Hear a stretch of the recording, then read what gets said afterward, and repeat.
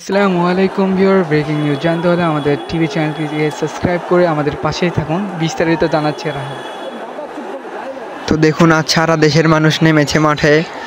চারিদিকে শুধু মানুষ আর মানুষ। ছাত্র সাথে ডাইরেক্ট সংঘর্ষ লেগেছে। পুলিশ, তাদের ইচ্ছে একটাই হলো সরকার পতন।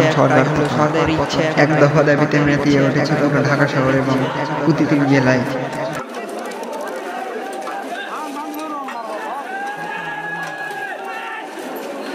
আমরা শান্তিপূর্ণভাবে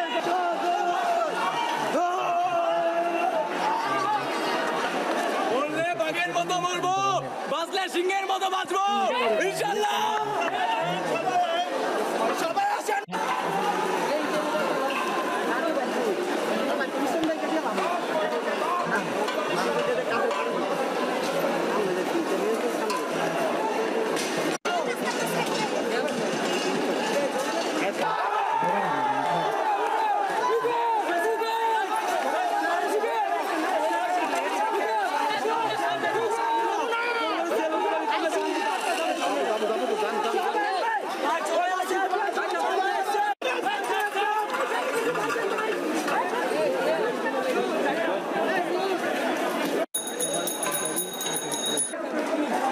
আমাদের উপর অতর্কিত হামলা চালিয়ে যাচ্ছে আমাদের অসংখ্য ভাইয়েরা।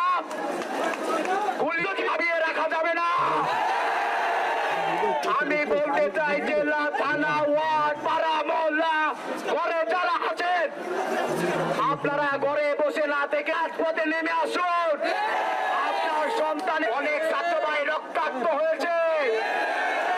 জাতি আজ জানতে চায় এর শেষ কোথায়। আমরা জানতে চাই এর শেষ কোথায়।